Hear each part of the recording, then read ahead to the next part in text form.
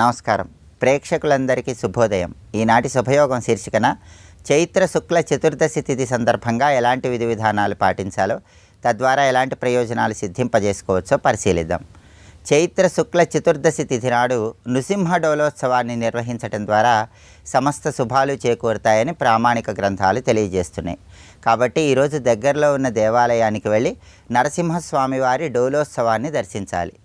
లేదా గృహంలో నరసింహస్వామి వారి విగ్రహము లేదా చిత్రపటం ఊయలలో ఉంచి ఊయల సేవ చేయాలి. ఇలా చేయటం ద్వారా నరసింహస్వామి సంపూర్ణమైన అనుగ్రహం కలుగుతుంది. అలాగే గృహంలో నరసింహస్వామి వారి చిత్రపటానికి గంధం బొట్లు, కుంకుమ బొట్లు అలంకరించి వెండి ప్రమిదలో నువ్వుల నూనె పోసి 9 ఒత్తులు వేసి దీపాన్ని వెలిగించాలి. నరసింహస్వామి వారిని ఎరుపు రంగు పుష్పాలతో పూజిస్తూ ఓం నమో నారసింహాయ మంత్రాన్ని 21 సార్లు పఠించాలి. వడపప్పు పానక నైవేద్యంగా సమర్పించాలి. దేవాలయానికి వెళ్ళి నృసింహస్వామి వారి డోలోత్సవాన్ని దర్శనం చేసుకోవడంతో పాటుగా లక్ష్మీ నృసింహ కరావలంబ స్తోత్రాన్ని దేవాలయంలో పఠించడం లేదా శ్రవణం చేయటం ద్వారా ఉత్తమ ఫలితాలు కలుగుతాయి. ఉగ్రం వీరం మహావిష్ణుం జ్వలంతం సర్వతోముఖం నృసింహం భీషణం భద్రం మృత్యోర్మృత్యుం నమామ్యహం అనే సుదర్శన మంత్రాన్ని వీలైనన్ని సార్లు పఠించినా కూడా విశేషమైన శుభ ఫలితాలు కలుగుతాయి. అలాగే వడపప్పు పానకం నరసింహస్వామి వారికి నివేదించింది ప్రసాదంగా స్వీకరించడం, అందరికీ పంచిపెట్టడం ద్వారా సమస్త శుభాలు చేకూరుతాయి. అలాగే చైత్ర శుక్ల చతుర్దశి తిథి నాడు పరమేశ్వర దవన పూజ నిర్వహించడం ద్వారా సమస్త శుభాలు చేకూరుతాయని కూడా ధర్మసింధు అనే ప్రామాణిక గ్రంథంలో చెప్పారు. కాబట్టి ఈరోజు పరమేశ్వరుడికి పుష్పాల మధ్యలో దవనం ఉంచి దవనం కట్టిన పుష్పమాలికను సమర్పించడం ద్వారా, పరమశివుడికి గంధ జలాలతో అభిషేకించడం ద్వారా శివానుగ్రహానికి పాత్రులై సమస్త శుభాలను సిద్ధింపజేసుకోవచ్చు. నృసింహ డోలోత్సవం, పరమేశ్వర దవన పూజ సందర్భంగా ఈ విధి విధానాలు పాటించండి. సమస్త శుభాలను సిద్ధింపజేసుకోండి. రేపటి శుభయోగం శీర్షికన చైత్ర పౌర్ణమి సందర్భంగా ఎలాంటి విధి విధానాలు పాటించాలో, తద్వారా ఎలాంటి ప్రయోజనాలు సిద్ధింపజేసుకోవచ్చో పరిశీలిద్దాం. నమస్కారం.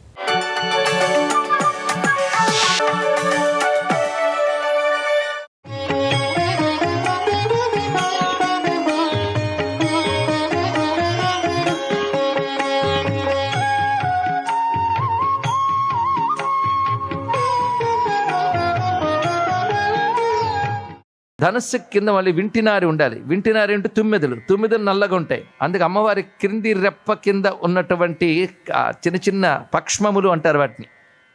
అంటే చిన్న వెంట్రుకలు ఏవైతున్నాయో అవంతా కలిపి చూస్తే ఒక దివ్యమైన తుమ్మెదల నారిలాగా ఉంది. దాన్ని పట్టుకుని అమ్మవారి ముఖమనే మన్మథుడు చూపులని బాణం శివుడి వైపు వచ్చేసి అమ్మవారి వైపు ఆయన తిరిగేటట్టు చేశాడమ్మా అన్నారు. ఎంత రమ్యమైన భావం, ధనుస్సు పట్టుకున్న తీరు.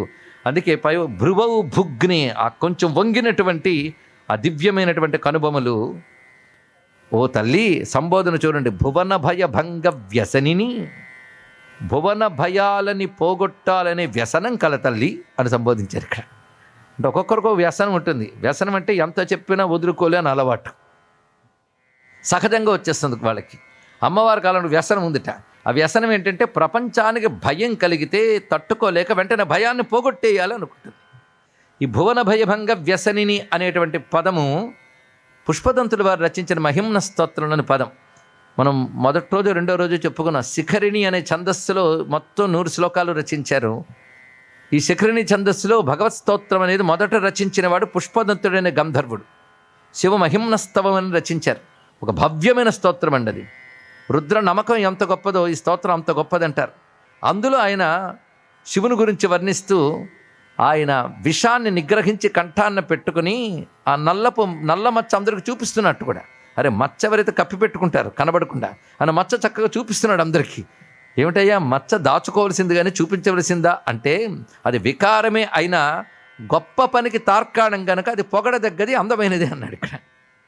నల్లమచ్చ తెల్లని స్వామికి కంఠంలో నల్లమచ్చ వికారమే అయినప్పటికీ లోకరక్షణ కోసం విషయాన్ని నిగ్రహించాడు అక్కడ అని చూపిస్తున్నప్పుడు ఆయన దయను చూపిస్తోంది కనుక వికారోపి శ్లాఘ్యో భువన భయభంగ వ్యసనినః అంటాడు పుష్పదంతుల వారు. ఆ పదం యథాతథంగా తీసుకున్నారు శంకర భగవత్పాల్ వారు. అసలు పుష్పదంతుడు ఎందరికో ఆచార్యుడండి ఈ విషయంలో.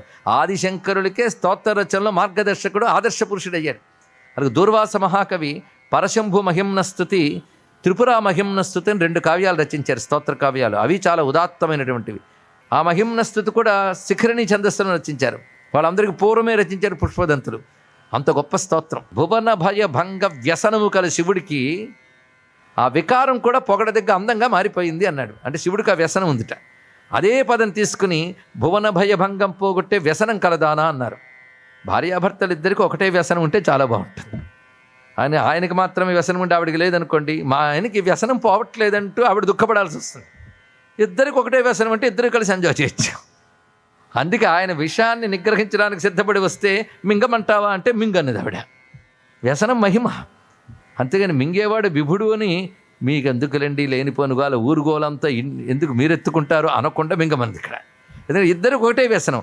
భువనానికి భయం కలిగితే పోగొట్టేయాలి అని వ్యసనం ఇద్దరికి ఉన్నది కనుక ఆయన సిద్ధపడిపోయాడు మింగడానికి. మింగండి అని ఇప్పుడు ప్రోత్సహించింది.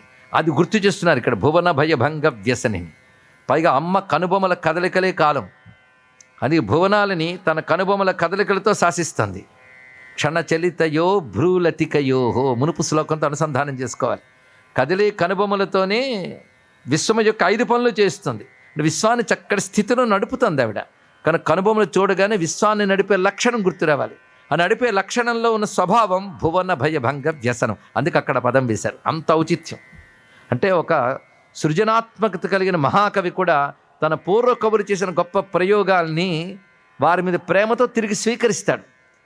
అలాగా పుష్పదంతుల వారి పదాన్ని చక్కగా తీసుకుని అది అమ్మవారికి సంబోధించడంలో ఒక మంచి ప్రతిభ చూపించాడు ఆయన. అయ్యవారంతా అమ్మవారంతే, ఇద్దరు ఒకటే అని చెప్పడం దీని యొక్క భావం. త్వదీయే నేత్రాభ్యాం మధుకర రుచిభ్యాం ధృతగుణం. మొత్తం ఈ శ్లోకం వర్ణన చెప్పుకున్నాం. ప్రకోష్ఠే ముష్టౌ చ స్థగయతి నిగూఢాంతరం ఉమే. ఇక్కడ సంబోధన ఉమే అన్నారు. కొన్ని చోట్ల శివే, భవాని, ఉమే. ఉమానామం అత్యంత విశేషమైనది. ఉపనిషత్తుల్లో అమ్మవారి పేరు ఉమా. కేనోపనిషత్తులోని ఉమా హైమవతి బహుశోభమాన అని మంత్రం కనబడుతుంది. బహుశోభమాన అంటే అనేక విధమైన శోభలతో విశ్వమును నడుపునది, అనేక విధమైన శోభల కలది అంటే సౌందర్య లహరి అని అర్థం. బహుశోభమాన అనేది త్రిపుర సుందరి అనే మాటను సూచిస్తున్నది. ఆ తల్లికి పేరుగా ఉమా అంటుంది కేనోపనిషత్తు. అందు ఉమే అనే సంబోధన అంత విశేషమైనది. పైగా అమ్మవారి కనులపై 10 శ్లోకాలు రాశారండి. ఇక్కడ నుంచి 10 శ్లోకాలు. కొన్నిటి గురించి ఒకే శ్లోకం. ఎక్కువ శ్లోకాలు అమ్మవారి కనుల మీద పాదం మీద రచించారు ఇందులో. ఆ రెండే అత్యంత ప్రధానం. ఆ కనులు కరుణను వర్షిస్తున్నాయి, జగత్తుని నడుపుతున్నాయి. పైగా కళ్ళ పేరున్న తల్లి ఆవిడ. కళ్ళ లక్షణం ఆవిడ పేరు మీకు తెలుసో లేదు. కామాక్షి, మీనాక్షి, విశాలాక్షి, ఆమ్నాయాక్షి, శతాక్షి, సహస్రాక్షి అన్ని అక్షి పేర్లు ఆవిడికి. ఇంకా ఇంద్రాక్షి ఇన్నున్నాయి. అయితే అన్ని కళ్ళు లేవు, ఉన్న కళ్ళుకి అన్ని లక్షణాలు ఉన్నాయి ఇక్కడ. ఆ కళ్ళు అనంతమైన దృష్టి కలిగినవి. విశ్వాన్ని అంతటినీ గమనిస్తాయి, విశ్వాన్ని మించి కూడా గమనిస్తాయి. అందుకే విశాలాక్షి. ఆ కళ్ళు చూడ్డంతోనే అన్నీ సాధిస్తాయి, సామాన్యమైనది కాదు. అందుకే చూడ్డానికి ఒకటి, చేయడానికి ఒకటి కాదు. చూస్తూనే చేయగలదు ఆవిడ, చూపులతోనే చేయగలదు ఇక్కడ. అలాంటి కన్నులు. అదే అమ్మ కన్నుల్ని ధ్యానిస్తే మనం ధన్యులమవుతాం. ఎందుకంటే ఆ కడకంటి చూపు ప్రసరిస్తే చాలని బ్రతుకు ధన్యమైపోతుంది. అపాంగాత్తే లబ్ధ్వా జగదిదమనంగో విజయతే అని ఒక చదువుకున్నాం. కేవలం కడకంటి చూపు పడ్డంతోనే బ్రతుకులు ధన్యమైపోయి అందరికో. ఆ చూపు అలా అమాత్రం అలసంగా అలా చూస్తే చాలండి, బతుకు మారిపోతుంది. అందుకే అమ్మ నన్ను చూడాలన్న కన్నులను మనం అబ్జర్వ్ చేస్తూ కూర్చోవాలి. ఎప్పుడు చూస్తుందా అని ఎదురు చూస్తుంటే కళ్ళ ధ్యానం అయిపోయింది. కన్నుల్ని పరిశీలించడమే కన్నుల ధ్యానం. అమ్మ కన్నులు ధ్యానం చేస్తే అంతకంటే జన్మకు ధన్యమేమున్నది. ఆ కన్నులకు అంత వైశిష్ట్యం. అయితే 10 శ్లోకాలు చెప్పారా ఆ కళ్ళ మీద అంటే, ఈయన గారు 10 శ్లోకాలు చెప్తే మరొక ఆయన ఉన్నారు మూక కవి అని. ఆయన కేవలం అమ్మ కళ్ళ మీద 100 శ్లోకాలు చెప్పాడు. ఆయన కటాక్ష శతకం అని మూక పంచశతిలో. ఆవిడ అనుగ్రహించాలే కానీ ఎన్నైనా చెప్పొచ్చండి, ఆవిడ అనుగ్రహించాలే కానీ. అందుకే ఒక మూగవాడు అమ్మ దయ వల్ల పలుకులు రాగానే చేసిన పని ఏమిటంటే, ఏ తల్లి దయ వల్ల తనకు పలుకులు వచ్చాయో ఆ తల్లిని 500 శ్లోకాలతో స్తుతించాడు. చిరునవ్వు మీద 100 శ్లోకాలు మందస్మిత శతకం, చూపుల మీద 100 శ్లోకాలు కటాక్ష శతకం, పాదాలపై 100 శ్లోకాలు పాదారవింద శతకం. ఇవి కాకుండా అమ్మ బహువిధ రూపాలు, బహువిధ తత్వాలు, శ్రీ విద్యా రహస్యాలన్నింటినీ ఆర్యాశతకము అని 100 శ్లోకాలను, స్తుతి శతకం అని మరో 100 శ్లోకాల్లో చెప్పి 500 శ్లోకాలు రచించాడు మహానుభావుడు. అంటే శ్రీ విద్యాది దేవత లలితా మహాత్రిపుర సుందరిపై విస్తారమైన వాంగ్మయం ఉంది. 1 కాదు 2 కాదు. ఇప్పుడు మనం సౌందర్యలహరి చెప్పుకుంటున్నాం. ఇంకా అమ్మ భక్తులకు పనికొస్తుందని కొన్ని సూచనలుగా చెప్పుకోవాల్సిన వస్తే శ్రీదేవి పంచస్తవి అని కాళిదాస విరచితములుగా ప్రసిద్ధి చెంది 5 స్తవములు కనబడుతున్నాయి. అందులో లఘుస్తవం, చర్చాస్తవం, అంబాస్తవం అని చెప్పబడుతూ విశేషమైన స్తవములు, అవన్నీ శ్రీ విద్యా రహస్యాలే, త్రిపుర సుందరి వైభవాలే. అది కాళిదాస కృతములుగా లోకమునందు ప్రసిద్ధి చెందున్నాయి. ఎందుకంటే కొన్ని కాళిదాస కృతములు, కొన్ని శంకర కృతములని, కొన్ని వారు రచించకపోయిన పేర్లు వచ్చేసాయి. కానీ సౌందర్యలహరి మాత్రం 100% శంకర రచన. ఈ పంచస్తవి మాత్రమే కాకుండా ఇందాక చెప్పుకున్న మూక పంచశతి, ఇది కాకుండా దూర్వాసులు రచించినటువంటి ఆర్యాద్విషతి, త్రిపుర మహిమనస్తుతి, రెండు గ్రంథాలు. పరశంభు మహిమనస్తుతిని మరొకటి ఉన్నది, శివుని ప్రధానంగా చెప్తుంది, కానీ అది శ్రీ విద్యా రహస్యములే. ఇవి కాకుండా ఇంకా చాలా వాంగ్మయములు మనకు లభిస్తున్నాయి. చిద్గగన చంద్రిక అంటూ కాళిదాస మహాకవి రచించినటువంటి శ్రీ విద్యా రహస్య గ్రంథం చిద్గగన చంద్రిక, అదొక విస్తారమైన గ్రంథం. అయితే అవన్నీ మహాలోతుగా ఉంటాయి. శంకర భగవత్పాదుల వారి యొక్క పరమ గురువులు గౌడ భగవత్పాదుల వారు శుభగోదయ స్తవం మరొకటి రచించారు. 52 శ్లోకాలు. నిజానికి సౌందర్యలహరికి అది ప్రేరణ అనిపిస్తుంది. అది శిఖరిణి ఛందస్సుల్లోనే ఉంటుంది. ఇక్కడ ఇలా చాలా విస్తారమైన వాంగ్మయం ఉంది. కొంత మనం పరిచయం చేసుకున్నాం. అలాగే దీపకనాథుడు అనే మహానుభావుడు త్రిపుర సుందరి దండకం అని రచించాడు. శ్యామలా దండకం కాళిదాసు రచిస్తే త్రిపుర సుందరి దండకం ఆయన రచించాడు. ఆ దండకం సంస్కృతంలో ఉంటుంది, కానీ అంతా అమ్మవారి యొక్క వైభవం అంతా అందులో వర్ణించారు. ఇక్కడ ఎన్ని రకాలుగా అమ్మవారి వాంగ్మయం మనకు గోచరిస్తూ ఉంటుందో క్లుప్తంగా కొన్ని చెప్పుకున్నాం. ఇంకా కామకళా విలాసం ఇత్యాదులు కూడా చాలా అద్భుతమైన గ్రంథములు, విస్తారమైన వాంగ్మయం ఉంది, అన్ని రహస్యములు ఉన్నాయి అమ్మవారి విద్యలో. అయితే సౌందర్యలహరి బాగా ప్రసిద్ధి చెందింది మిగిలిన వాటి కంటే. కొంతమందికి మూక పంచశతి కూడా తెలుసు, అది కూడా దివ్యమైనవి. అందులో ప్రతి శ్లోకం ఒక మంత్రమే, 500 శ్లోకాలు. ఆ మూక కవి చేత అంత పలికించింది ఆ తల్లి. అటువంటి నేత్రములను మనం, మరో మహానుభావుడు ఉన్నారండి ఇటీవల కాలంలో, రమణ మహర్షి యొక్క శిష్యులు. అసలు రమణ మహర్షి అనే పేరు పెట్టి ప్రపంచానికి రమణను తెలియజేసిన యోగ పురుషుడు మహానుభావుడు కావ్యకంఠ వాసిష్ఠ గణపతిని. అని ఉమా సహస్రం అనే పేరుతో 1000 శ్లోకాలు అమ్మవారి మీద రచించారు. అదొక అద్భుతమైన శాక్తేయ శాస్త్రం. సర్వం శ్రీ లలితా మహాత్రిపుర సుందరి చరణారవిందార్పణమస్తు. స్వస్తి.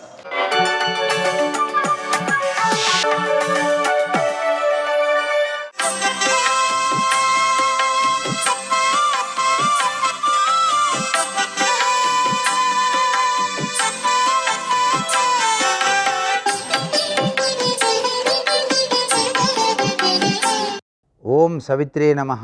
ఓం నమో నారాయణాయ. ఓం నమః శివాయ. శ్రీమాత్రే నమః.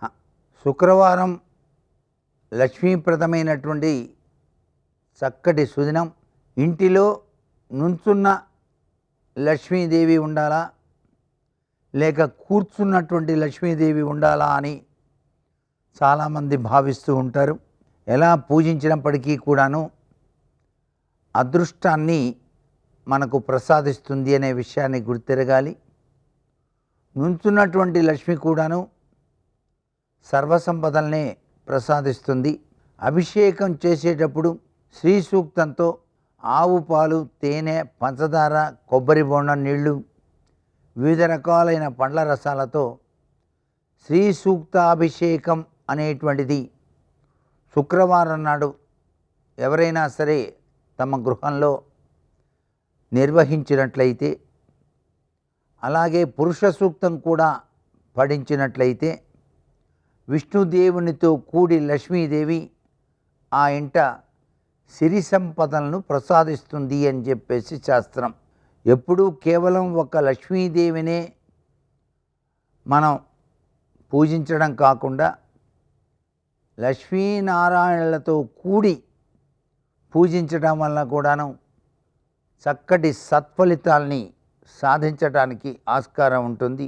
లక్ష్మీ మంత్రంలో శ్రీం అనేటువంటిది చాలా విశిష్టవంతమైన ప్రభావాన్ని ఇస్తుంది. కాబట్టి మనం ఏ పని ప్రారంభించేటప్పుడైనా సరే, బయటికి వెళ్ళేటప్పుడైనా సరే శ్రీం అని చెప్పేసి అనుకొని బయలుదేరినట్లయితే వెనువెంటనే లక్ష్మీ కటాక్షానికి సదవకాశాలు ఎక్కువగా జరగటానికి ఆస్కారాలు ఉంటాయి. ఈరోజు వంటిమిట్టలో ఉండేటువంటి కోదండరామస్వామి వారి యొక్క కళ్యాణాన్ని వీక్షించినట్లయితే సకల గుణాభిరాముడు శ్రీరాముడు తన దివ్యవంతమైన అనుగ్రహాన్ని సీతమ్మతో కూడి అందరికీ ప్రసాదిస్తాడని శాస్త్రం. సర్వే జనా సుఖినో భవంతు.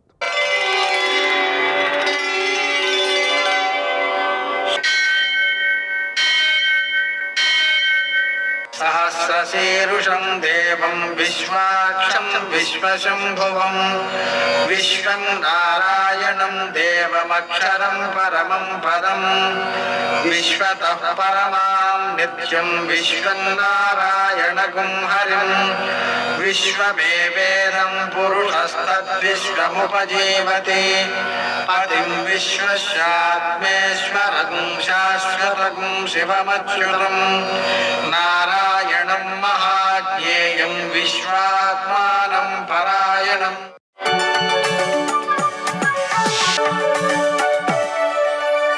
సూర్యశౌర్యమథేందురింద్రపదవీ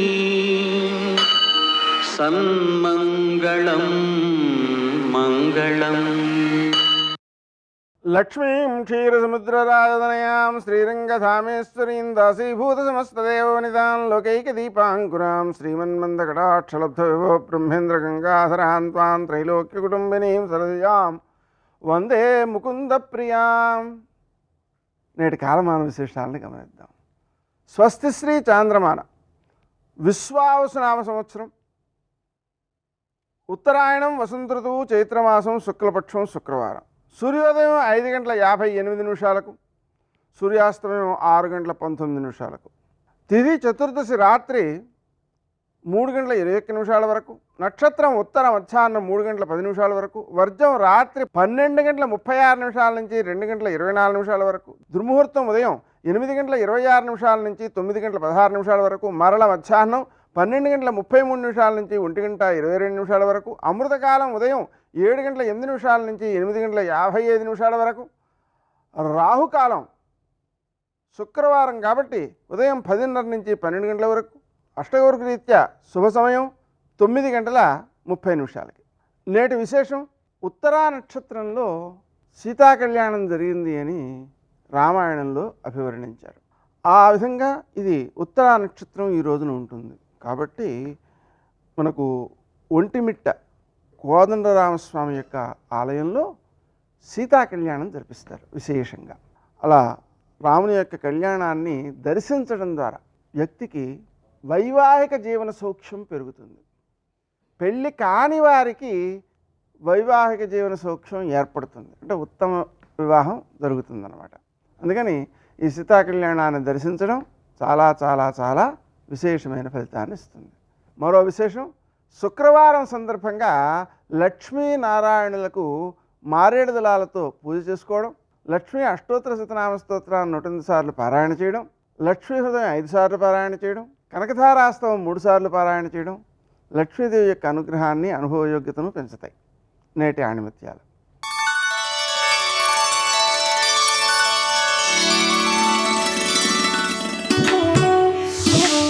పరిస్థితులు ఎంత ప్రతికూలమైనా సరే కానీ మీ ఆత్మవిశ్వాసాన్ని మాత్రం వదులుకోకండి.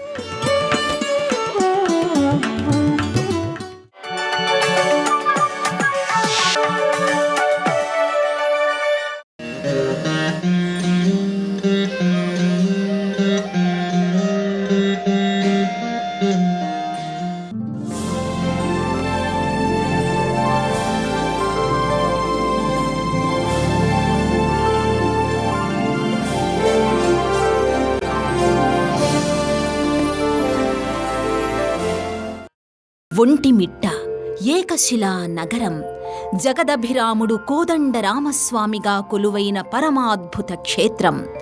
బమ్మెర పోతనామాత్యుడు మహాభాగవతాన్ని తెలుగులో రాసి రామన్న రామునికి అంకితమిచ్చిన అపురూప దేవాలయమిది. భువిపై వలసిన అపర మిథిలా నగరం ఈ ఏకశిలా నగరం ఒంటిమిట్ట. 32 స్తంభాల రంగమంటపం, 3 ఆలయ గోపుర శిఖరాల బృహన్నిర్మాణాలపై అలరారే అద్భుత శిల్పకళా తోరణం ఒంటిమిట్ట శ్రీ కోదండ రామాలయం. సీతారామ కళ్యాణమంటే లోక కళ్యాణ కారకం అని యుగయుగాలుగా ఈ భరతఖండం కొనియాడుతోంది. మానవ రూపంలో సంచరించి ధర్మాచరణకు తారక మంత్రం శ్రీరామ అన్న 3 అక్షరాలు శ్రీమన్నారాయణుని అవతారాలలో అత్యంత లోక కళ్యాణావతారం శ్రీరామావతారం. ఆ కనిపించే గోపురాల పట్టణమే నేటి ఒంటిమిట్ట. ఒకనాడు ఏకశిలా నగరంగా విలసిల్లిన నగరమే ఈ ఒంటిమిట్ట. ఒంటిమిట్ట అనగానే విశేషంగా చెప్పే విషయం ఇక్కడి శ్రీ కోదండరామస్వామి ఆలయం. గర్భాలయంలో వేంచేసి ఉన్న ఆ స్వామి కుడి చేతిలో బాణం, ఎడమ చేతిలో కోదండంతో సీతాలక్ష్మణ సమేతంగా దర్శనమిస్తారు. ఒంటిమిట్టకు ఈ నామం రావడానికి ఎన్నో కథనాలు ఇక్కడి వారు చెబుతుంటారు. అలాంటి వాటిలో ఎక్కువగా వినిపించేది ఒంటడు మిట్టడు అనే బోయ సోదరుల కథనం. దట్టమైన అరణ్య ప్రాంతంలో ఉన్న నాటి ఏకశిలా నగరంలో ఒంటడు మిట్టడు అన్న సోదరులు దారిదోపిడీల ద్వారా దోచిన సంపదను ఇక్కడ ఉన్న కోదండ రామాలయంలో దాచేవారట. ఒకనాడు ఆ రామచంద్ర ప్రభువు ఒంటడు మిట్టడు సోదరుల స్వప్నంలో కనిపించి బుద్ధిగా ధర్మంగా బ్రతకమని చెప్పారని నాటి నానుడి. ఆనాటి నుండి వారిద్దరూ రాముల వారి సేవ చేస్తూ జీవనం గడిపారని, వారు సేవించి కొలిచిన ఆలయం కనుక ఒంటిమిట్ట కోదండ రామాలయంగా ఇది ప్రసిద్ధికెక్కిందని చెబుతారు. ఈ మాడవీధుల్లోనే శ్రీ సీతారామ లక్ష్మణ ఉత్సవ విగ్రహాలు ఊరేగింపుకు వస్తాయి. ఇది తిరుమల తిరుపతి దేవుని శైలిలో జరిగే ఊరేగింపు. ఈ మూల విరాట్లో ఆంజనేయ స్వామి కానరాకపోవడం ఓ విశేషం. ఆ రామభక్త హనుమకు ఇదే ప్రాంగణంలో వేరే చోట ప్రత్యేక ఉపమందిరం ఉంటుంది. తూర్పు గోపురం ద్వారా లోపలికి చేరిన భక్తులకు ధ్వజస్తంభం, రంగమండపం, ముఖమండపం, అంతరమండపాలు దాటిన తరువాత కనిపించేది గర్భాలయం. శ్రీరామనవమి ఉత్సవాల సందర్భంగా ఒంటిమిట్ట కోదండ రామాలయాన్ని ఎంతో సుందరంగా అనేక పుష్పమాలికలతో అలంకరించారు. ఈ ఆలయాన్ని విద్యుత్ దీపాలతో ఎంతో అందంగా అలంకరించారు. బ్రహ్మోత్సవాల సందర్భంగా 32 స్తంభాలతో నిర్మితమైన రంగమండపాన్ని ఎంతో అందంగా అలంకరించారు. ఆనాటి నుండి నేటి వరకు భక్తులు ఆ కోదండరాముణ్ణి కీర్తించి అర్చించి ఆనంద పారవశ్యాన్ని పొందుతారు. ఇంతటి మహామహిమాన్వితమైన ఒంటిమిట్ట శ్రీ కోదండ రామస్వామి వారి ఆలయ దర్శనం చేసుకుని ఎంతో ఆనందాన్ని పొంది శ్రీరాముని కృపకు పాత్రులవుతారు భక్తులు.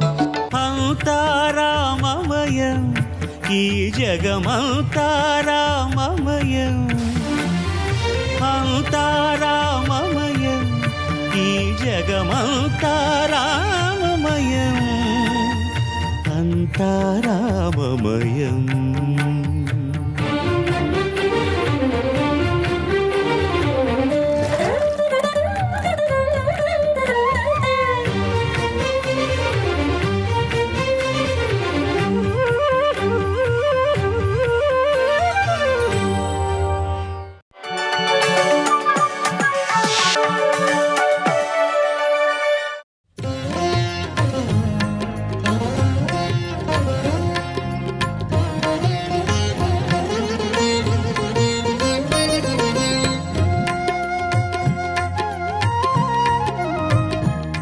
భరత శత్రుఘ్నులు మేనమామ గారింటికి వెళ్ళిపోయినా రామలక్ష్మణులు దగ్గరుంటే ఉంటాడు. రామలక్ష్మణులు 14 ఏళ్ళ అరణ్యవాసానికి వెళ్ళిపోతున్నానంటే వారం రోజుల్లో చచ్చిపోతాడు. కారణం దశరథుడి బలహీనత కాదు, రాముడి బలం. రాముడు అంతటి గుణవంతుడు. అసలు రామాయణం ప్రారంభమే అక్కడ కదండి. వాల్మీకి మహర్షి నారద మహర్షిని అడిగిందేది, కోన్వస్మిన్ సాంప్రదం లోకే గుణవాన్ కస్య వీర్యవాన్ ధర్మజ్ఞశ్చ కృతజ్ఞశ్చ సత్యవాక్యో దృఢవ్రతః చారిత్రేణ చ కో యుక్తః సర్వభూతేషు కోహితః విద్వాన్ కః కస్సమర్థశ్చ కస్యైక ప్రియదర్శనః ఆత్మవాన్ కో జితక్రోధో ద్యుతిమాన్ కో ననసూయకః కస్య బిభ్యతి దేవాశ్చ జాతరోషస్య సంయుగే అని అడిగాడు. ఈ 16 గుణములున్న నరుడెక్కడున్నాడని అడిగాడు. మరి అటువంటి గుణములు కలిగినటువంటి వాడు రామో రతికర పితు బభూవా ప్రియదర్శన. అందుకని పొంగిపోతుండేవాడు ఆ గుణాలు చూసి. అబ్బా ఏం కొడుకు ఏం కొడుకు ఏం కొడుకు అని సంతోషం. విశ్వామిత్రుడు వచ్చాడు. ఎక్కడ ఏ కారణానికి తన పిల్లలు ఎక్కడ ఆయన కోపానికి పాత్రులవుతారో, తనకే ఉపద్రవం వస్తుందో, ఏమంటాడో కడుపులో అనవసరపు బెంగ. ఆయనది ఆ స్థాయి కాదు. మహాత్ముడు విశ్వామిత్రుడు అంటే. విశ్వామిత్రుడు గురించి ఓ గంట మాట్లాడుకుంటే వర్షం పడుతుంది. అటువంటి విశ్వామిత్ర మహర్షి బ్రహ్మర్షి, ఆయన ఎందుకు అలా ప్రవర్తిస్తాడు? కానీ దశరథుడి పుత్రవ్యామోహం అటువంటిది. కానీ మరి దశరథుడి కళ్ళజోడ పెట్టుకు చూసినప్పుడు దశరథుడి తండ్రితనానికి ఉన్నటువంటి మర్యాద, ప్రేమ అటువంటివి. ఆ ప్రేమ విస్ఫోటనం ఆయన్ని అలా చేసేసింది. పరిగెత్తుకుంటూ వెళ్ళాడు, కాళ్ళు కడిగాడు, తీసుకొచ్చాడు, కూర్చోపెట్టాడు. ఒక్క మాట విశ్వామిత్రుడు మాట్లాడలేదు, తనే మాట్లాడేస్తున్నాడు అంతే. కంచమే పరమంకామం కరోమి కిముహర్షిత అద్యమే సఫలం జన్మ జీవితంచ సుజీవితం అన్నాడు. అబ్బా, ఏం అదృష్టమయ్యా విశ్వామిత్ర మహర్షి, నువ్వు వచ్చావు, నీకేం కావాలి చెప్పి ఇచ్చేస్తాను. అడిగాడా ఏమైనా విశ్వామిత్రుడు? నాకు ఇది కావాలని ఆయన అడగలేదు. వచ్చినవాడి కాళ్ళు కడిగి నెత్తి మీద చల్లుకుని కూర్చుంటే ఏమో ఏమయ్యేదో అంటే ముందు ఆయన్ని సంతోష పెట్టేద్దాం అనుకున్నాడు. అనుకుని అద్యమే సఫలం జన్మ జీవితంచ సుజీవితం అన్నాడు. నా జన్మ ఇవాళకి సఫలమైంది అన్నాడు. నా జీవితం ఇప్పుడు సుజీవితమైంది అన్నాడు. ఏం కావాలి చెప్పి ఇచ్చేస్తా అన్నాడు. అది విని ఆఖరణ ఆయన అన్నాడు, ఏం లేదయ్యా, పిడుగు దశరథ మహారాజు గారికి. జీవితం అంటే ఒక కళ ఉంటుందా? ఉడుదుడుకులు ఉంటాయి. కొడుకు పుట్టలేదు ఒక బెంగ. కొడుకు పుట్టాడో సంతోషం. పుట్టిన కొడుక్కి అకస్మాత్తుగా కాలు విరిగింది, వాడికి బ్యాండేజ్ చేశారు. ఇంకక్కడి నుంచి బెంగ దేవతలందరి దగ్గర తిరుగుతూ ఉండడం. ఒక్కలా ఉండిపోతే ఇంకేం మనుష్య జీవితం? రకరకాలుగా ఉంటుంది. ఆయన అన్నాడు, ఏం లేదు, సిద్ధాశ్రమంలో యాగం చేస్తున్న మారీచ సుబాహులని భయంకరమైన రాక్షసులు, ఏం చిన్న రాక్షసులు గారు. ఆయనేం అబద్ధాలు చెప్పడు. ఆ వాళ్ళ వెనక కొన్ని వేల మంది రాక్షసులు ఉంటారు, వాళ్ళని తెగటార్చగలిగిన వాడు నీ కొడుకు రాముడే, నాతో పంపన్నాడు. అంతే, విరుచుకు పడిపోయాడు వెనక్కి. సర్వం శ్రీ ఉమామహేశ్వర పరబ్రహ్మార్పణమస్తు. స్వస్తి.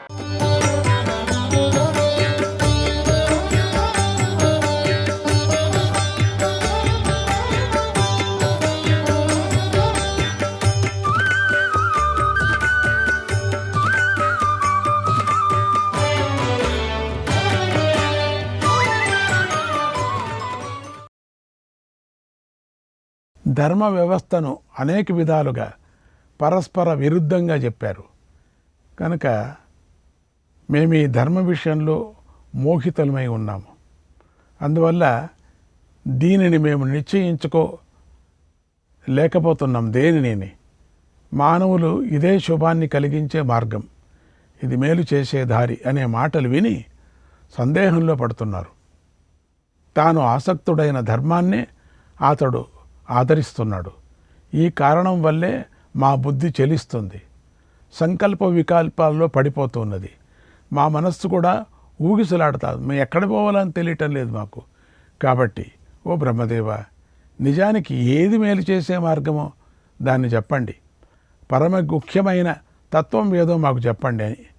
ఇంకా బుద్ధి క్షేత్రజ్ఞులకు సంబంధం ఎందువల్ల కలిగింది అని మహర్షులు అడిగారు. అప్పుడు సమస్త సృష్టికర్త ధర్మాత్ముడు బుద్ధిమంతుడు భగవంతుడైన చతుర్ముఖుడు ఉన్నది ఉన్నట్లుగా చెప్పాడు. శ్రీకృష్ణాయ పరమాత్మనే నమః. 50వ అధ్యాయం. బ్రహ్మదేవుడు మహర్షులకు చెప్పాడు, ఓ ఉత్తమ మహర్షులారా, మీరు అడిగిన దానికి సమాధానం చెబుతాను. నేను చెప్పిన దానిని విని ధారణం చేయండి. సర్వ ప్రాణులను హింసించకపోవటమే సర్వోత్తమ కర్తవ్యం. బాగుంది. ఈ సాధనం ఉద్వేగం లేనిది, సర్వశ్రేష్టమైనది. ఇది ఉత్తమమైన ధర్మం. నిశ్చితమైన విషయాన్ని సాక్షాత్కరించుకున్న వృద్ధులు జ్ఞానమే పరమ శ్రేయస్సుకు కలిగించే సాధనం అని చెప్పారు. ఇదొకటి. కాబట్టి పరమశుద్ధమైన జ్ఞానంతోనే సమస్త పాపాల నుంచి ముక్తుడు కావటం జరుగుతుంది. ప్రాణిహింస చేసేవారు, నాస్తిక వృత్తిని ఆశ్రయించిన వారు లోభమోహాలతో కూడిన నరకాలకు పోతారు. పరాకు లేకుండా మంచి కర్మలను చేసేవారు మళ్ళీ మళ్ళీ ఈ భూలోకంలో జన్మిస్తూ సంతోషిస్తూ ఉంటారు. ఎంతో శ్రద్ధాసక్తులతో ఎలాంటి కోరిక లేకుండా సమయోగంతో కర్మలను ఆచరించే వారిని ఉత్తమ దృష్టి కలవారు అని బుద్ధిమంతులు భావిస్తారు. ఇక మీద సత్వ క్షేత్రజ్ఞులకు సంయోగం వియోగం ఎలా జరుగుతుందో చెప్తాను వినండి. ఈ రెండిటికి విషయభావ సంబంధం చెప్తారు. ఇందులో పురుషుడు విషయి కాగా సత్యం విషయం అని భావించారు. అచేతన సత్వం నిత్య స్వరూపమైన క్షేత్రజ్ఞుడిని తెలుసుకోదు కూడా. కానీ క్షేత్రజ్ఞుడు అనుభవించేది ఆత్మ అని, అనుభవించబడేది సత్వం అనే విషయం తెలుసుకుంటాడు. విద్వాంసులు సత్వాన్ని ద్వంద్వం కలదిగా చెబుతారు. క్షేత్రజ్ఞుడు నిర్ద్వంద్వుడు, నిష్కలుడు, నిత్యుడు, నిర్గుణాత్మకుడు అని చెబుతారు. ఈ క్షేత్రజ్ఞుడు సమభావంతో అంతటా చక్కగా ఉండి జ్ఞానాన్ని అనుసరిస్తూ ఉంటాడు. తామరాకు నిర్లిప్తమైన నీటిని ధరించినట్లు క్షేత్రజ్ఞుడు ఎల్లప్పుడూ సత్వాన్ని అనుభవిస్తూ ఉంటాడు. తామరాకు మీద పడి ఉన్నటువంటి జలబిందువులు దానిని తడపలేవు కదా. అలాగే విద్వాంసుడు కూడా సమస్త గుణాలతో సంబంధం కలిగి ఉన్న అతడికి ఏది అంటదు ఆయనకి. కనుక క్షేత్రజ్ఞుడు నిజానికి అసంగుడు, ఇందులో సందేహం లేదు. పురుషుడు అనుభవించదగిన ద్రవ్య మాత్రానికి సత్వం అని పేరు. ద్రవ్యానికి కర్తకు సంబంధం ఉంటుంది. అలాగే ఈ రెండింటికి సంబంధం ఉంది. మానవుడు దీపం తెలుసుకొని చీకట్లో వెళ్ళినట్లు పరతత్వాన్ని కోరుకునే సాధకులు సత్వం అనే దీపకాంతితో సాధన మార్గంలో పయనిస్తూ ఉంటారు. దీపంలో ద్రవ్య గుణం ఉన్నంత వరకు దాని ప్రకాశం వ్యాపిస్తూ ఉంటుంది. ద్రవ్యగుణం క్షీణించగా దీపం మాయమవుతుంది. ఓ మహర్షులారా, ఈ విధంగా సత్వగుణం ప్రకటమవుతుందని తెలుసుకోండి. మళ్ళీ మీకు ఇంకో విషయం చెప్తాను. బుద్ధి నిర్మలంగా లేని వాడికి 1000 ఉపాయాలతో చెప్పినా జ్ఞానం కలగదు. తెలుసుకోండి. బుద్ధిమంతుడు 4వ వంతు ప్రయత్నంతోనే జ్ఞానాన్ని పొంది సుఖపడతాడు. ఈ విధంగా ధర్మ సాధనోపాయాన్ని తెలుసుకోవాలి. ఉపాయం తెలిసిన ప్రజ్ఞావంతుడు చాలా సుఖాన్ని పొందుతాడు. పూర్వపుణ్యం లేనివాడు యోగ మార్గ సాధనలో లగ్నమైనప్పుడు యోగసిద్ధి అనే ఫలం ఒక్కసారి కష్టం మీద లభిస్తుంది, ఒక్కసారి లభించదు. పురుషుడు తన మేలును సంపాదించుకోగలగటమే పూర్వజన్మ యొక్క శుభాశుభ సంస్కారాలను తెలుపుతుంది. ఈ అన్ని దాళ్ళకు ఆన్సర్ ఇచ్చేస్తున్నాడు ఇక్కడ. అంతకుముందు తెలియని దూరమై మార్గంలో త్వరగా నడిచి వెళ్ళవలసి వస్తే అతడు వెళ్ళవలసిన చోటికి వెళ్ళలేడు. ఈ దశ తత్వజ్ఞానం లేని అజ్ఞానికి కలుగుతుంది. ఈ దశ కానీ అదే మార్గంలో గుర్రాలు కట్టి వేగంగా వెళ్ళే రథం మీద ప్రయాణం చేసే మానవుడు తొందరగా తన లక్ష్యాన్ని చేరుతాడు. అతడు ఉన్నతమైనటువంటి పర్వతాన్ని ఎక్కి క్రింది భూమిని చూడడు. అలాగే జ్ఞానవంతుల ప్రయాణం కూడా సాగుతుంది. రథం మీద వెళుతున్న మూర్ఖుడు ఎత్తైన పర్వతం దగ్గరకు వెళ్ళి కష్టపడతాడు. కానీ బుద్ధిమంతుడు రథం వెళ్ళినంత వరకు రథం మీద వెళ్ళి రథం పోవటానికి వీలు కాని దారిలో రథం వదిలి నడిచిపోతాడు. అలాగే తత్వాన్ని యోగాన్ని తెలిసిన బుద్ధిమంతుడు గుణవంతుడై బాగా తెలుసుకొని ముందుకు వెళతాడు. ఒక వ్యక్తి అజ్ఞానం వల్ల నావ లేకుండా భయంకరమైన సముద్రంలో దిగి చేతులతోనే ఈత కొట్టి దాన్ని దాటగలను అని అనుకుంటే అతడు తన మరణాన్ని కోరుకుంటాడు అనటంలో ఎలాంటి సందేహము లేదు. అలాగే జ్ఞాననౌక సహాయం లేకుండా మానవుడు భవసాగరాన్ని ఎప్పటికీ దాటలేడు. జలమార్గ విభాగం తెలిసిన బుద్ధిమంతుడు మంచి చుక్కాని గల నావను ఎక్కి అలసట లేకుండా నీటిలో ప్రయాణం చేసి సరస్సును దాటి నావను మమకారం లేని వాడే వదిలిపెట్టి ఒడ్డును చేరుతాడు. పడవ నడిపేవాడు దాని మీద ఉండే మమకారంతో నిత్యం దానిలోనే ఉన్నట్లుగా స్నేహవశాన మోహయుక్తుడైన వాడు కూడా ఎల్లప్పుడూ సంసారంలోనే తిరుగుతూ ఉంటాడు. ఆ నావలోనే ఉంటాడు. పడవను ఎక్కి నేల మీద ప్రయాణించటం సాధ్యం కాదు. నిజం కదా. అలాగే రథాన్ని ఎక్కి నీటిలో ప్రయాణించటం లేవు కదా. చేసిన విచిత్ర కర్మ వేరే వేరే చోట్లకు చేరుస్తుంది. లోకంలో ఎవరు ఏ కర్మ చేస్తే వారు ఆ కర్మ యొక్క ఫలాన్ని పొందుతారు. గంధం, రసం, రూపం, స్పర్శ, శబ్దం లేనిదై మునులు బుద్ధితో మననం చేసేదానిని ప్రధానమని అంటారు. ప్రధానానికి గల ఇంకొక పేరు అవ్యక్తం. అవ్యక్త కార్యం మహత్తత్వం. ప్రకృతి నుంచి పుట్టినటువంటి మహత్తత్వ కార్యమే అహంకారం. ఈ అహంకారం నుంచి మహాభూతాలను సృష్టించే గుణం ఉత్పన్నమైంది. రూపరసాది విషయాలు పంచమహాభూతాల కార్యాలు. అవి విడివిడిగా గుణాల అనేటువంటి పేరుతో ప్రసిద్ధికెక్కాయి. అవ్యక్త ప్రకృతి కార్యరూపం, కారణరూపం కూడా అవుతుంది కూడా. పంచమహాభూతాల ధర్మాలు శబ్దాది విషయాలను ఉత్పన్నం చేస్తాయి కనుక వాటిని బీజధర్ములు అని అంటారు. పంచభూతాలలోనిదైన ఆకాశానికి ఒకటే గుణం ఉంది. వాయువుకు 2 గుణాలు, తేజస్సుకు 3 గుణాలు, నీటికి 4 గుణాలు ఉన్నాయి, భూమికి 5 గుణాలు ఉన్నాయని తెలుసుకోవాలి. ఈ భూదేవి చరాచర ప్రాణులతో నిండి ఉంది. సమస్త జీవులకు జన్మనిస్తుంది, శుభాశుభాలను నిర్దేశిస్తుంది. ఈ గుణాలని ఒకసారి చెప్పాం మహాభారతంలో, జ్ఞాపం చేసుకోండి. ఓ మహర్షులారా, శబ్ద, స్పర్శ, రూప, రసం, గంధం అనే 5 గుణాలు భూమికి ఉన్నాయి. వీటిలో కూడా భూమికి విశిష్టమైన గుణం గంధం. శబ్ద, స్పర్శ, రూపము, ద్రవ్యం అనేవి జల గుణాలు. ఇక రసాన్ని గురించి చెప్తాను. రసం అనేక రకాలని చెబుతారు. తీపి, పులుపు, కారం, చేదు, వగరు, ఉప్పు అని జలమయమైన రసం 6 విధాలు. తేజస్సుకు శబ్దము, స్పర్శము, రూపము అనేటువంటి 3 గుణాలు ఉన్నాయి. తేజస్సుకు గుణం రూపం. ఆ రూపము అనేక రకాలుగా ఉన్నాయి. అది ఏమిటి? తెలుపు, నలుపు, ఎరుపు, నీలం, పచ్చ, ఎరుపు, పొట్టి, పొడుగు, సన్నగా ఉండటం, లావుగా ఉండటం, చతురస్రం, వృత్తాకారం అని తేజస్సు రూపం 12 రూపాయలు విస్తారంగా ఉంది. శబ్ద, స్పర్శ అనే 2 గుణాలు వాయువుకు ఉంటాయి. వాయువు సహజ గుణం స్పర్శ.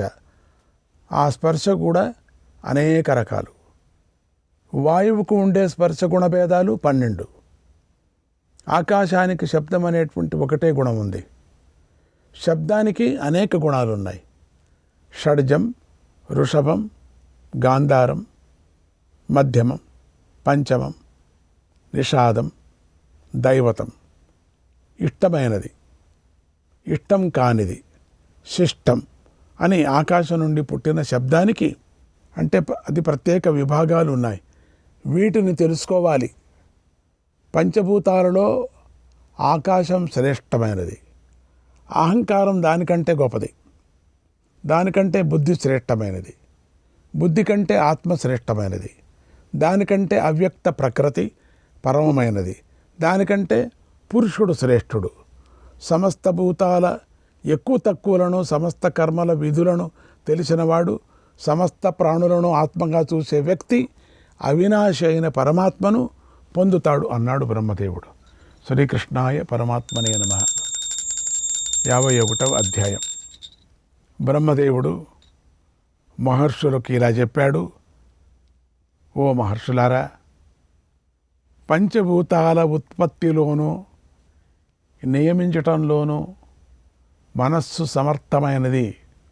అలాగే ఆ మహాభూతాలకు నిత్యము మనస్సే ఆధారమై ఉంది.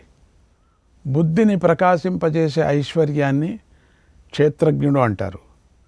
మంచి గుర్రాలను సారథి అదుపులో పెడతాడు. అలాగే ఇంద్రియాలను మనస్సు అదుపులో పెడుతుంది.